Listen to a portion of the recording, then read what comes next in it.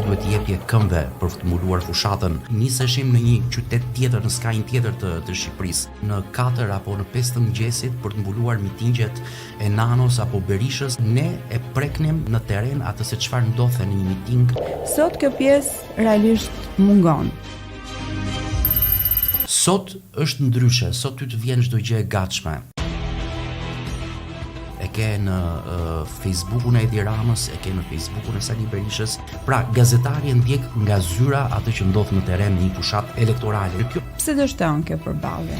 Dështon sepse nuk kanë siguri për tu përballur me programe, me platforma. Në Kosovë kandidatët ulen dhe ka debate. Kosova ka qenë model, por në zgjedhjet e fundit Albin Kurti u bë si Edi Rama, vendosi të bojkotonte debatet.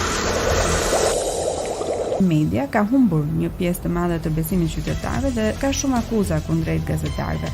Janë në vështirësi vërtet të mëdha, jo vetëm gazetarët e terrenit, por edhe në studio televizive ku debatohet kushtet, realiteti, terreni, presioni i madh politik që u bëhet, u bën të pamundur edhe atyre që duan të jenë ndryshe. Sa e rrezikshme është kjo fame? Njerëzit nuk do të merren me gjën kryesore, nuk do të merren me fejtin.